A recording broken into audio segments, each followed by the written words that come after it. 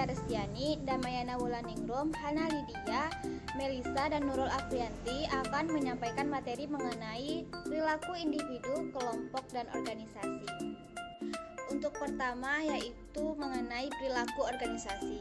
Organisasi dalam arti statis melihat organisasi sebagai sesuatu yang diam, yakni organisasi merupakan wadah atau tempat kegiatan administrasi dan manajemen berlangsung dengan gambaran yang jelas tentang saluran hierarki daripada kedudukan, jabatan wewenang, garis komando, dan juga tanggung jawab. Sedangkan dalam organisasi dalam arti dinamis disebut organisasi fungsi, yaitu memberikan kemungkinan pada manajemen untuk bergerak. Istilah organisasi ini mempunyai banyak sinonim, diantaranya yaitu institusi atau lembaga, birokrasi, dan organisasi formal. Kemudian untuk proses terbentuknya suatu institusi harus melalui beberapa tahapan. Yang pertama yaitu beberapa individu mempunyai kepentingan yang sama, saling mengadakan interaksi sehingga terjadinya komunikasi. Kemudian yang kedua, individu-individu yang mempunyai kepentingan yang sama tersebut bergabung bersama dalam satu kelompok dan mengadakan kerjasama. Kemudian yang ketiga yaitu kelompok tersebut kemudian berhubungan dengan masyarakat dalam rangka mendapatkan pengakuan, dukungan, dan pengukuhan dari masyarakat sehingga terbentuklah sebuah institusi atau organisasi. Kemudian mengenai perilaku kelompok. Gejala-gejala kejiwaan yang timbul antar anggota kelompok dalam suatu pengelompokan adalah sebuah interaksi sosial. Adapun beberapa bentuk interaksi sosial itu yaitu kerjasama, persaingan, pertentangan, persesuaian, dan juga perpaduan. Selain itu, individu tidak bisa terhindar dari interaksi sosial dan bentuk-bentuk interaksi sosial. Adapun beberapa situasi dalam kelompok yaitu yang pertama, situasi kebersamaan, yaitu situasi berkumpulnya sekumpulan individu secara bersama-sama. Hal ini tentunya dapat menimbulkan kelompok kebersamaan, yaitu kelompok individu yang berkumpul pada suatu ruang dan waktu yang sama, tumbuh dan mengarahkan tingkah laku secara spontan. Kemudian yang kedua yaitu situasi kelompok sosial, di mana situasi ketika terdapat dua individu atau lebih yang mengadakan interaksi sosial yang mendalam satu sama lain. Situasi kelompok sosial tersebut menyebabkan terbentuknya kelompok sosial. Artinya, suatu kesatuan sosial yang terdiri dari dua orang atau lebih individu yang telah mengadakan interaksi dan teratur, sehingga di antara individu sudah terdapat pembagian tugas, struktur, dan norma-norma tertentu. Perilaku kelompok ini dipengaruhi oleh berbagai faktor, yaitu kondisi eksternal organisasi, sumber daya manusia, struktur kelompok, proses kelompok, dan tugas-tugas kelompok. Selanjutnya yaitu perilaku individu. Perilaku manusia adalah suatu fungsi dari interaksi antara individu dengan lingkungannya. Menurut Ursanto tahun 2005, perilaku manusia dipengaruhi oleh dua faktor, yaitu faktor internal yang meliputi sifat, karakter, dan genetika, dan faktor eksternal yang meliputi situasi dan kondisi lingkungan. Di samping itu, Suprihanto 2003 menjelaskan lebih terperinci yaitu 3 faktor yang mempengaruhi perilaku individu. Antara lain yang pertama, faktor individu meliputi kemampuan dan keahlian yaitu mental dan fisik, latar belakang yaitu keluarga dan kelas sosial, pengalaman, dan demografi yaitu umur, ras, dan jenis kelamin. Yang kedua yaitu ada faktor organisasi yang mana meliputi sumber-sumber kepemimpinan, penghargaan, struktur, dan desain pekerjaan. Yang terakhir yaitu faktor psikologi meliputi persepsi, sikap, kepribadian, belajar, dan motivasi. Sehingga perilaku atau behavior merupakan fungsi dari variabel individu, organisasi, dan psikologi. Memahami perilaku manusia. Salah satu cara memahami perilaku manusia dalam organisasi adalah dengan memperhatikan prinsip-prinsip dasar yang melandasi perilaku manusia. Yang Yang pertama yaitu berdasarkan teori kognitif.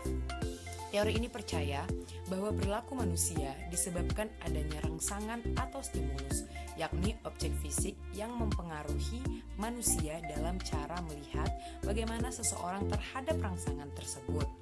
Yang kedua yaitu ada teori penguatan. Nah, pada teori ini, di samping adanya stimulus dan respon sebagaimana teori kognitif, terdapat juga konsepsi tentang penguatan titik stimulus adalah suatu yang terjadi untuk mengubah perilaku dapat berupa benda fisik atau materi yang dapat diamati, sedangkan respon merupakan setiap perubahan perilaku manusia yang disebabkan stimulus tertentu. Yang ketiga yaitu ada teori psikoanalisis. Teori ini menjelaskan bahwa untuk mengetahui perilaku manusia dapat dilihat dari kepribadiannya. Yang keempat ada teori sifat, yang mana teori ini mengumumkan bahwa pola untuk menemukan sifat-sifat yang digunakan untuk memahami perilaku manusia. Sifat merupakan dari setiap orang. Yang kelima ada teori kebutuhan. Manusia berperilaku dilandasi untuk memenuhi kebutuhan. Semua teori tentang kepribadian adalah sumber dari motivasi, sebab segala sesuatu perilaku berhubungan dengan tingkah laku yang diarahkan oleh suatu tindakan tertentu. Menilai perilaku manusia. Menilai perilaku manusia dalam organisasi dapat dilakukan dengan beberapa cara. Di antaranya adalah selective perception, projection, stereotyping, and halo effect. Robin 2001 mengatakan menilai perilaku manusia dalam sebuah organisasi dapat dilakukan dengan cara wawancara, pemberian penghargaan, evaluasi kinerja, mengamati upaya yang dilakukan pegawai, dan menguji kesetiaan. F. Keefektifan kelompok. Efektivitas kelompok tidak hanya cukup dilihat atau diukur melalui apa-apa yang dibuat. Johnson 2012 menjelaskan bahwa keefektifan kelompok dapat tercapai bila kelompok menentukan tujuan dan setiap anggota kelompok berkomitmen dalam tujuan. Selanjutnya yakni tentang saling ketergantungan sosial.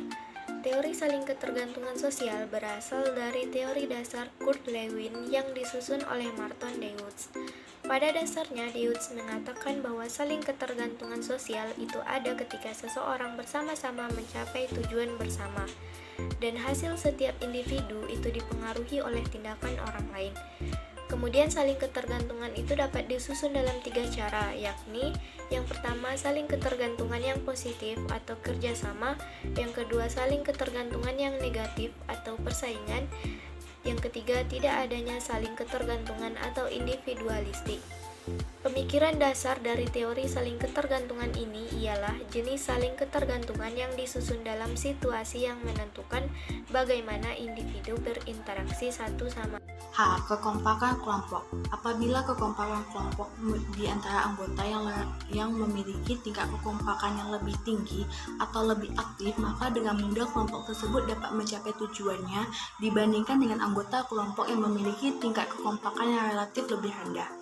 Kekompakan anggota kelompok ini berpotensi untuk meningkatkan loyalitas terhadap anggota kelompok, ketertarikan, dan juga keterlibatan di anggota kelompok. Ada beberapa fakta yang dapat mempengaruhi kekompakan kelompok menurut Thomas tahun 2007 ialah 1. Kepemimpinan kelompok, di mana kepemimpinan kelompok yang baik akan menumbuhkan rasa terhadap anggota kelompok serta dapat menetralisasikan perbedaan pendapat dalam anggota kelompok. Yang kedua adalah keanggotaan kelompok. Apabila dalam keanggotaan kelompok memiliki rasa mengasihi, kepercayaan, memiliki, dan juga menghargai, maka mereka akan merasa bahwa kelompok itu adalah milik mereka, bukan milik pribadi maupun milik sebagian anggota kelompok lainnya. Yang ketiga adalah nilai tujuan kelompok. Penilaian tujuan kelompok di dalam anggota kelompok menjadi tujuan anggota kelompok. Dengan demikian, anggota kelompok akan lebih aktif dan lebih memiliki rasa partisipasi di dalam anggota kelompok tersebut guna untuk mencapai tujuan kelompok tersebut. Yang keempat adalah homogenetis dalam kelompok. Apabila semakin menonjolnya kebersamaan dalam anggota kelompok, maka dengan begitu dapat meningkatkan homogenitas dalam kelompok, sehingga anggota kelompok akan semakin kompak. Yang kelima adalah keterpaduan anggota kelompok. Keterpaduan anggota kelompok di dalam dapat mencapai tujuan kelompok adalah penting karena setiap kelompok akan melebur menjadi satu guna agar supaya kegiatan kelompok dan kekompakan kelompok menjadi meningkat. 6. Jumlah anggota kelompok. Besar kecilnya juga jumlah anggota kelompok dapat mempengaruhi kekompakan kelompok. Apabila jumlah kelompok yang lebih kecil, maka kelompok tersebut akan menjadi kompak dibandingkan dengan jumlah anggota kelompok yang semakin banyak. Sekian presentasi video dari kelompok kami. Saya akhiri dengan wabillahi taufiq wal hidayah. Wassalamualaikum warahmatullahi wabarakatuh.